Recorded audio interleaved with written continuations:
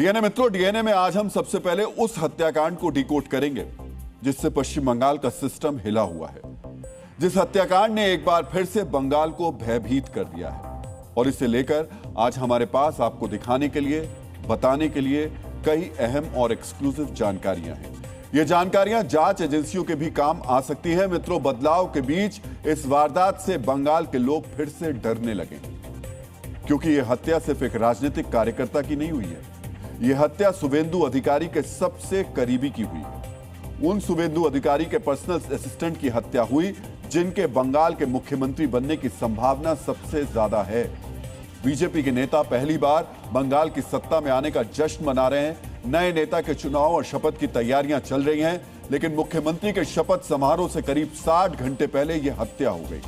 राज्य में चारों तरफ बड़ी संख्या में सेंट्रल फोर्स तैनात है। इसके बावजूद सुनियोजित तरीके से इस वारदात को अंजाम दिया गया।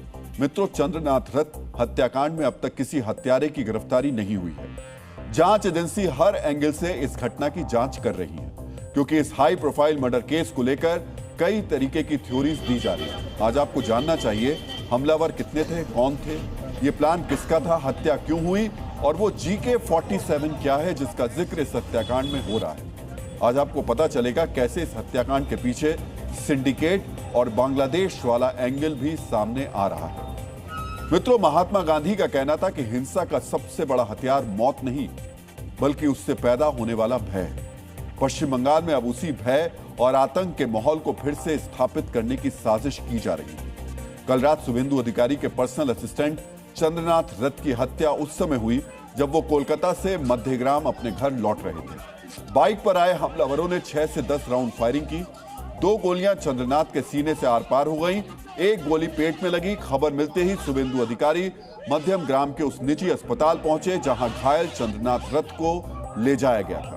आज सुबह वो बारासात अस्पताल भी पहुंचे जहां चंद्रनाथ रथ का पोस्टमार्टम किया जा रहा था। शुभेंदु अधिकारी के लिए यह निजी क्षति है, क्योंकि चंद्रनाथ सिर्फ उनके पर्सनल असिस्टेंट नहीं थे, बल्कि एक ट्रस्टेड ट्रबल शूटर भी थे। चंद्रनाथ रथ शुभेंदु के चुनाव प्रबंधन, लॉजिस्टिक्स, ऑर्गेनाइजेशन वर्क के साथ साथ पार्टी कार्यकर्ताओं से संपर्क रखते थे। मतलब लोक संवाद से लेकर पोस्टर तक का सारा काम चंद्रनाथ ही देखते थे। नंदीग्राम और भवानीपुर दोनों जगहों पर उनकी अहम भूमिका थी।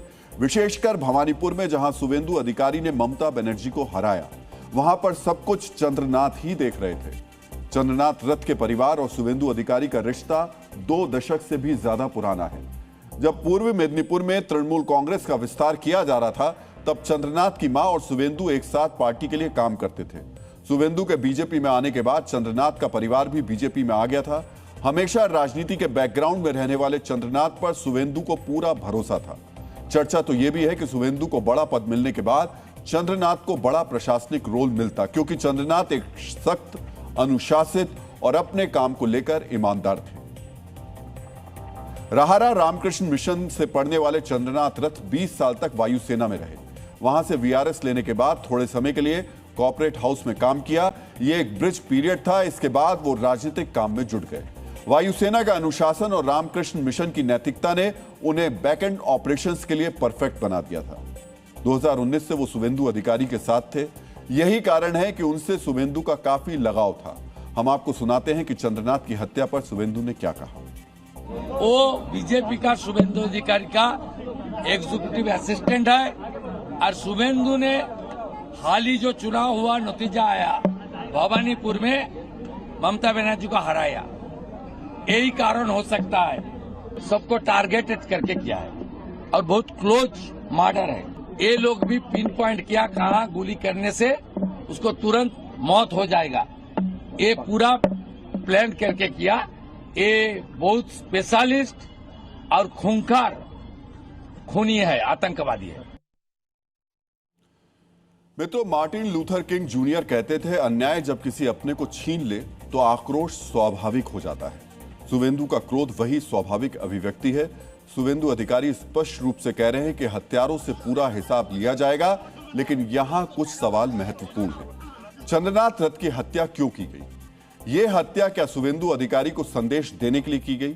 क्या यह बीजेपी के समर्थकों को डराने की साजिश है? क्योंकि आज की तारीख में बंगाल में शुभेंदु अधिकारी का कद क्या है, ये सबको पता है और चंद्रनाथ शुवेंदु के लिए क्या थे ये हमने आपको बताया।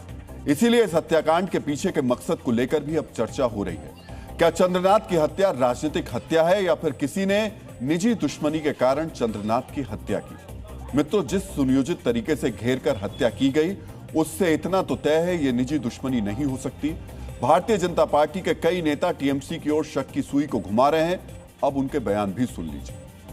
पॉलिटिकल मैसेज देने के लिए किया गया है या इसका पीछे कोई दूसरा कारण है? पॉलिटिकल वेंडेटा है, कोई साधारण मर्डर नहीं है। ऐसा नहीं है कोई मुठभेड़ हो रहे थे उसका भीतर में ये घुस गया इसको गोली लग गया, ऐसा नहीं है। एक गाड़ी का सारे चेसिस नंबर बदलकर उसको लाया गया, रास्ता रोका और बाद में मोटरसाइकिल से उसको ऊपर फायरिंग हो गया। ये प्री प्लान्ड और सुपारी किलर दे के मरवाया। तृणमूल करवाते। ममता एक खूनी है, अभिषेक भी एक खूनी है। सुना आपने, ये आरोप बेहद गंभीर हैं। ऐसे गंभीर आरोप सिर्फ बीजेपी के नेता ही नहीं लगा रहे। चंद्रनाथ रथ के परिवार को भी तृणमूल कांग्रेस पर ही हत्या का शक है। हालांकि टीएमसी के नेता ऐसे किसी भी आरोप को खारिज कर रहे हैं। चंद्रनाथ रथ की मां ने कहा कि जब से शुवेंदु अधिकारी ने ममता बनर्जी को हराया, मेरा परिवार इस तरीके की धमकियों का सामना कर रहा है। मित्रों, एक आरोप यह भी है कि चंद्रनाथ के पास एक सीक्रेट फाइल थी जिसमें कुछ विशेष लोगों का काला चिट्ठा था। चंद्रनाथ के करीबियों का दावा यह है कि टीएमसी सरकार के दौरान बालू की चोरी जैसी कई तरीके की अवैध गतिविधियां हो रही थी। इसमें शामिल लोगों का दस्तावेज चंद्रनाथ के पास था। बीजेपी की सरकार सत्ता में आती तो ये दस्तावेज सार्वजनिक हो जाते और कई प्रभावशाली नेताओं और अपराधियों की मुश्किलें बढ़ सकती थी। चंद्रनाथ के करीबी उन लोगों को खोजकर सख्त सजा देने की मांग कर रहे हैं, लेकिन चंद्रनाथ की मां ने अपने बेटे के हत्यारों की सजा में भी दरिया दिली दिखाई। हम आपको सुनाते हैं हत्यारों को लेकर चंद्रनाथ की मां ने क्या कहा। मैं चाहती हूँ कि दोषियों को सजा मिले। मैं भी तो माँ हूँ, लेकिन मैं चाहती हूँ कि उन्हें फांसी ना हो, उन्हें आजीवन कारावास की सजा दी जाए। एक माँ का दिल कितना बड़ा हो सकता है, इसका इससे बेहतर उदाहरण कोई नहीं हो सकता। ये एक माँ की भावना है, लेकिन चंद्रनाथ के साथ जो हुआ वो बहुत डरावना है। और उससे भी डरावना ये कि इस हत्याकांड में बांग्लादेश एंगल भी सामने आ रहा है। शुवेंदु अधिकारी और दूसरे नेताओं ने आरोप लगाया कि इस हत्या को अंजाम देने के लिए पेशेवर अपराधियों का इस्तेमाल किया गया। आशंका जताई जा रही है ये शूटर बांग्लादेश से आए हो सकते हैं। अग्निमित्रा पॉल ने भी बांग्लादेश की ओर इशारा किया है। हमको आपको सुनाते हैं उन्होंने क्या कहा।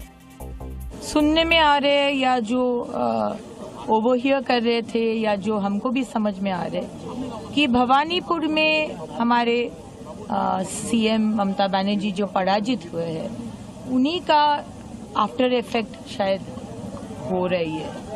अब कौन कर रहे हैं? बोले बांग्लादेश निकल गया है, जो लोग उधर से आया था। अब कौन आया था? ये सीसीटीवी कैमरा है, देखना है। मित्रों, जिस मध्यम ग्राम में यह हत्याकांड हुआ वो भारत बांग्लादेश अंतर्राष्ट्रीय सीमा से काफी करीब है। घटनास्थल से सबसे प्रमुख सीमा चौकी की सड़क मार्ग से दूरी लगभग 75 से 80 किलोमीटर है। यहां तक पहुंचने में सामान्य ट्रैफिक में 2 से ढाई घंटे का समय लगता है।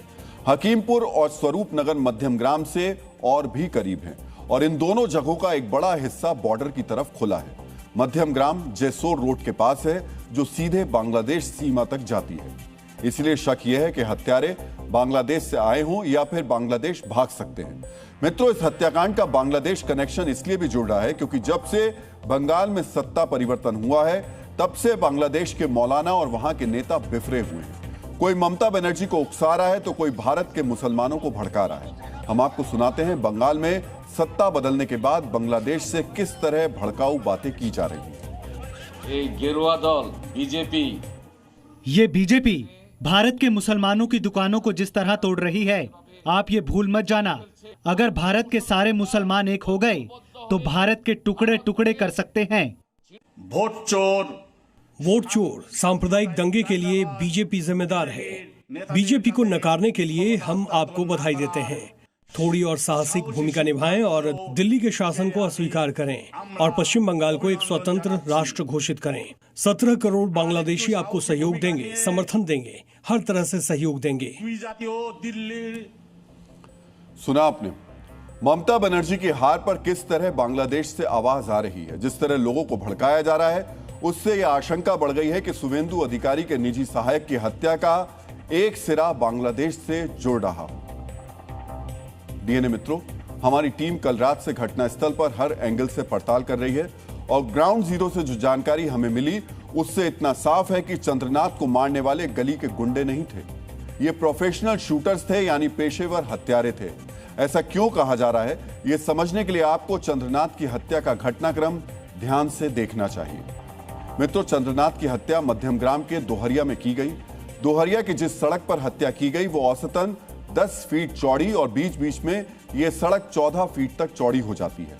जहां चंद्रनाथ की हत्या की गई वहां सड़क की चौड़ाई 14 फीट थी, यानी हत्यारों ने पहले ही रेकी करके पता लगा लिया था चंद्रनाथ की गाड़ी को ओवरटेक करने के लिए चौड़ा रास्ता कहां मिलेगा। इस किस्म की प्लानिंग पेशेवर शूटर्स ही करते हैं।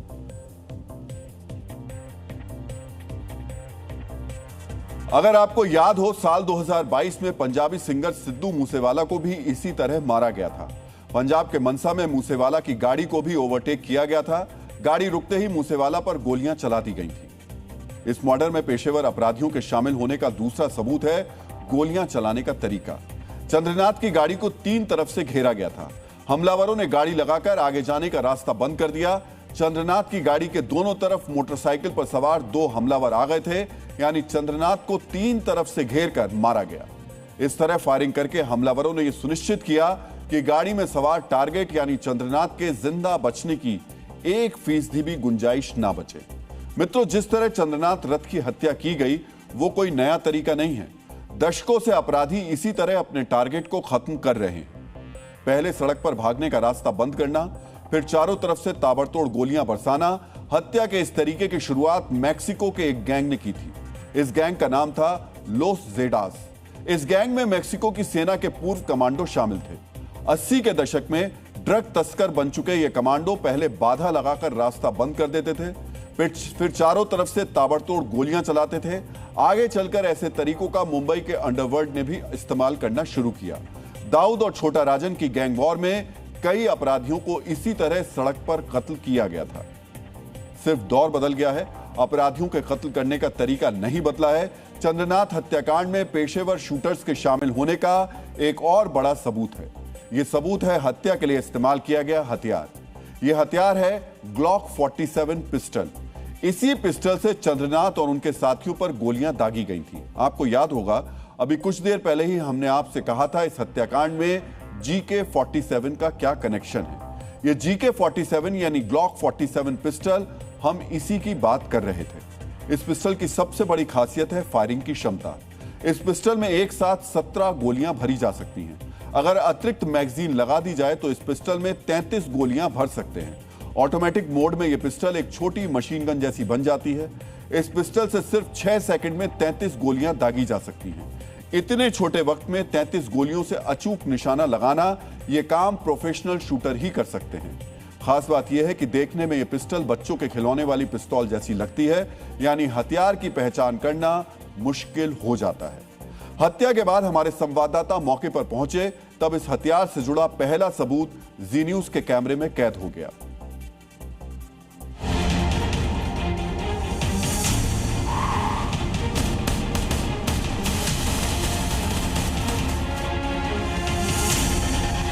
मध्यमग्राम में मौजूद है, जहां पे बीती रात शुभेंदु अधिकारी का पीए चंद्रनाथ रौत के ऊपर गोली चलाया गया था। और आपको एक तस्वीर दिखा दे, ये जो घटनास्थल है वहां से 100 मीटर से कुछ आगे एक जो बुलेट शेल वो पड़ा हुआ है। आप देख सकते हैं पुलिस ने इस जगह को घेर के रखा है। पहले भी 3 जो बुलेट शेल वहाँ बरामद हुआ था वो फॉरेंसिक वाले यहाँ से सीज करके लेके गए हैं, और एक बुलेट शेल यहाँ पे अभी भी पड़ा हुआ है और जो बाद में सीज किया जाएगा। भारत में ग्लॉक 47 पिस्टल की बिक्री पर प्रतिबंध है। इसका सीधा मतलब है कि शूटर्स ने यह हथियार ब्लैक मार्केट से खरीदा था। आमतौर पर ऐसा हथियार 8 से 10 लाख रुपए में मिलता है। एक मर्डर के लिए इतनी रकम खर्च करना शक पैदा करता है कि कहीं शुभेंदु अधिकारी के सहायक चंद्रनाथ की सुपारी तो नहीं दी गई थी। 3-4 दिन से प्लानिंग हो रहा था। जब देखा कोई चारा नहीं है और कोई बचने का रास्ता नहीं है, इसीलिए सुपारी किलर को लगाओ। वो ने लगाया, सब बंगाल का लोग अंदाज कर रहा है। कौन लोग ऐसा घिनौना काम कर सकता है, इतना घृणा का काम कर सकता है, बंगाल का सारे जनता को मालूम है। मित्रों, चंद्रनाथ की हत्या से जुड़ा हर पहलू प्रोफेशनल शूटर्स की तरफ इशारा करता है। वारदात में शामिल की गई गाड़ी को लेकर भी एक बड़ा खुलासा हुआ। यह खुलासा बताता है कि हत्या की प्लानिंग बड़े स्तर पर की गई थी। अपराधियों ने जिस नंबर प्लेट का इस्तेमाल किया उसकी जानकारी OLX पर बिक्री के लिए अपलोड की गई। अपराधियों ने OLX से गाड़ी का नंबर निकाला, फर्जी नंबर प्लेट बनाई और हत्या को अंजाम दिया। जब पुलिस ने गाड़ी के मालिक से संपर्क किया तो पता चला गाड़ी उसके ही पास थी। यहीं से फर्जी नंबर प्लेट का सच सामने आया। कोई आम गुंडा होता तो वो मौके पर आता, गोली चलाता और फरार हो जाता, लेकिन ये अपराधी शातिर थे। ये अपने पीछे कोई सुराग नहीं छोड़ना चाहते थे। इसी वजह से इन्होंने फर्जी नंबर प्लेट का इस्तेमाल किया। चंद्रनाथ की हत्या के बाद शूटर्स ने गाड़ी मौके पर ही छोड़ दी थी। ये सभी मोटरसाइकिल पर सवार हुए, दोहरिया की तंग गलियों में से निकलते हुए फरार हो गए। ये शक भी जाहिर किया जा रहा है कि अपराधी बांग्लादेश भागने की फिराक में हो सकते हैं। दरअसल मध्यमग्राम से बांग्लादेश का एक बॉर्डर बेहद नजदीक है। इस बॉर्डर का नाम है पेट्रापोल। पेट्रापोल एक क्रॉस बॉर्डर व्यापार केंद्र है। बहुत मुमकिन है कि व्यापारियों की भीड़ में छिपकर ये अपराधी बांग्लादेश भागने की फिराक में हो। इस पूरे मामले में एक और ऐसी मिस्ट्री है जिसका अब तक खुलासा नहीं हुआ है। यह मिस्ट्री जुड़ी है चंद्रनाथ के करीबी मिंटू से। जिस वक्त चंद्रनाथ पर हमला हुआ था तब मिंटू भी गाड़ी के अंदर मौजूद था। हमले के बाद मिंटू ही चंद्रनाथ को अस्पताल ले गया था। अस्पताल पहुंचने के बाद से मिंटू का कोई अता पता नहीं है। स्थानीय लोग भी नहीं बता पा रहे हैं आखिर चंद्रनाथ के लिए मिंटू क्या करता था। मर्डर करने वाले फरार, कत्ल के मकसद का पता नहीं, अस्पताल पहुंचने वाला अचानक गायब। ये वो तथ्य हैं जिन्होंने चंद्रनाथ रथ के मर्डर को रहस्यमयी बना दिया। डीएनए मित्रों, इस हत्याकांड में मकसद के साथ साथ टाइमिंग भी बहुत अहम है। शुभेंदु अधिकारी के सबसे करीबी सहायक की हत्या ऐसे समय में हुई जब बंगाल में बीजेपी उत्सव मना रही है, शपथ ग्रहण की तैयारियां हो रही हैं। उससे ठीक पहले चंद्रनाथ रथ की हत्या सिर्फ एक व्यक्ति पर हमला नहीं है, राजनीतिक विरोध की आवाज को दबाने और भय का माहौल पैदा करने की एक सोची समझी साजिश है। चंद्रनाथ पर फायरिंग के करीब कुछ ही घंटे बाद रात करीब 12:30 बजे बशीरहाट जिले में रोहित रॉय नाम के बीजेपी कार्यकर्ता पर फायरिंग हुई। उनकी हालत भी गंभीर है। इससे पहले कोलकाता के न्यू टाउन विधानसभा क्षेत्र से भारतीय जनता पार्टी के नवनिर्वाचित विधायक पीयूष कनोडिया के भाई की हत्या कर दी गई थी। मित्रों, बंगाल में 4 मई को चुनावी नतीजे आए हैं और उसके बाद अब तक 5 लोगों की हत्या हो चुकी है। इनमें 3 बीजेपी और 2 टीएमसी से जुड़े थे। एक के बाद एक हत्याएं हो रही हैं, शहर शहर हिंसा हो रही है। आज फिर हावड़ा में हिंसा हुई। हावड़ा के शिवपुर की चारा बस्ती में बवाल हो गया। टीएमसी और बीजेपी के कार्यकर्ताओं के बीच झड़प हो गई, जिसके बाद आसपास की झुग्गी झोपड़ियों में बम धमाके हुए।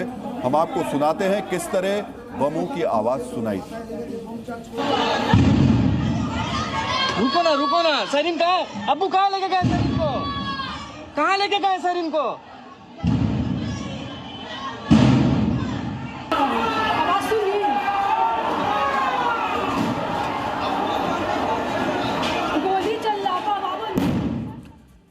मित्रों, सिर्फ बम ही नहीं फेंके गए, फायर दूसरे पर ईंट और पत्थर भी फेंके गए। दुकानों में तोड़फोड़ की कोशिश की गई। एक शख्स घायल भी हुआ। इस हिंसा के बाद इलाके को शांत करने के लिए मौके पर बड़ी संख्या में पुलिस की टीम और आरएएफ तैनात की गई है। पुलिस ने रिजवान नाम के एक आरोपी को गिरफ्तार किया तो उसने अपने बचाव में क्या दलीलें देनी शुरू की वो पहले हम आपको सुना देते हैं। यही है कि सर हम लोग यहाँ पर खड़े थे, हम लोग जश्न मना रहे थे अपना जीत का। हम मेरा बाबा चाचा लोग सब बीजेपी पार्टी करते हैं। हम लोग जश्न मना रहे थे यहाँ पर अपना जीत का। मेरा दोस्त लोग, मेरा भाई लोग सब यहाँ पर खड़े थे। तो वहाँ से वो लोग आया, लोग बड़े का गुंडा, बड़े भी साथ में था। अब कहाँ से अपना लड़का लेकर के आया था हम लोग कोई नहीं पता। सोचिए ये कितनी बड़ी धूर्तता है। ये एक पत्थरबाज का सेल्फ डिफेंस है। मित्रों, रिजवान ने गिरफ्तारी से बचने के लिए सेल्फ डिफेंस में बीजेपी को ही कवच बना दिया। ये भूल गया कि सदस्य चाहे बीजेपी का हो या किसी दूसरे दल का, अगर हिंसा में शामिल है तो पुलिस उसे गिरफ्तार करेगी और ऐसे लोगों को उचित सजा मिलनी भी चाहिए। लेकिन 4 मई के बाद से बंगाल में एक ट्रेंड ये शुरू हो गया कि कुछ लोग स्वघोषित रूप से बीजेपी के सदस्य हो गए हैं। पहले किसी और पार्टी में गुंडागर्दी करते थे, जैसे ही बीजेपी ने जीत दर्ज की वो भगवा झंडा उठाकर वही काम करने लगे।